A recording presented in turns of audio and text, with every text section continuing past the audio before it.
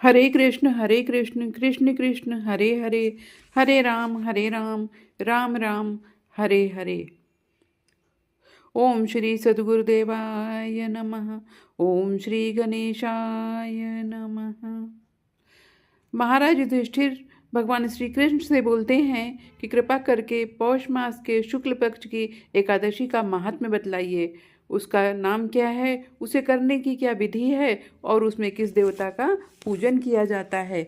भगवान श्री कृष्ण ने कहा कि हे राजन, पौष मास के शुक्ल पक्ष की जो एकादशी है उसका नाम पुत्रदा एकादशी है।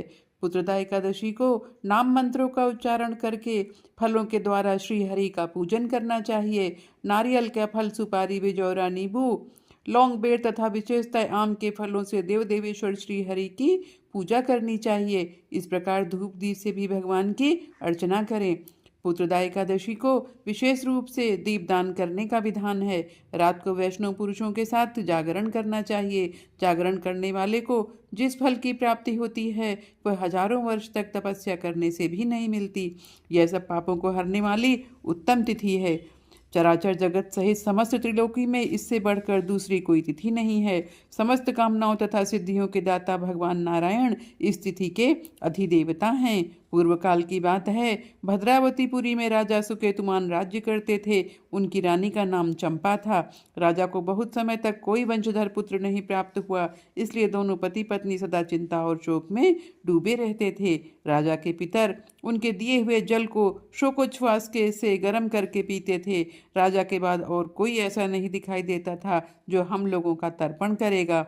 यह सोच सोचकर पितर दुखी रहते थे। एक दिन राजा घोड़े पर सवार होकर गहन वन में चले गए। पुरोहित आदि किसी को भी इस बात का पता न चला। मृग और पक्षियों से सेवित उस सघन कानन में राजा भ्रमण करने लगे। मार्ग में कहीं सियार की बोली सुनाई पड़ती तो कहीं उल्लुओं की। जहाँ तहाँ भालू और मृग दृष्टिगोचर हो रहे थे। इस प्रकार घूम घूम कर राजा वन की शोभा देख रहे थे। इतने में दोपहर हो गई। राजा को भूख और प्यास सताने लगी। वे जल की खोज में इधर उधर भटकने लगे। किसी पुण्य के प्रभाव से उन्हें एक उत्तम सरोवर दिखाई दिया, जिसके समीप मुनियों के बहुत सारे आश्रम थे। शोभाशाली नरेश ने उन आश्रमों की ओर देखा। उस समय शुभ की सूचना देने वाले शकुन होने लगे। राजा का दाहिना नेत्र और दाहिना हाथ फड़कने लगा, जो उत्तम फल की सूचना दे रहा था। सरोवर के तट पर बहुत से मुनि वेद पाठ कर रहे थे। उन्हें देखकर राजा को बहुत हर्ष हुआ।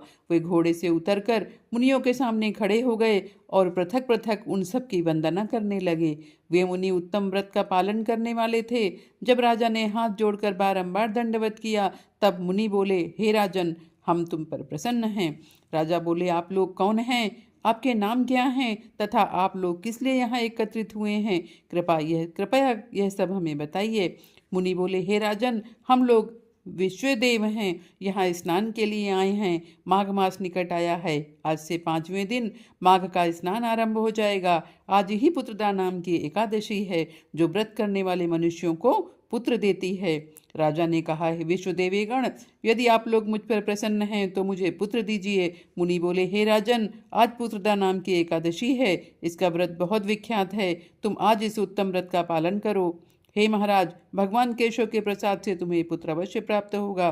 भगवान श्री कृष्ण कहते हैं, हे युधिष्ठिर, इस प्रकार उन मुनियों के कहने से राजा ने उक्त उत्तम व्रत का पालन किया।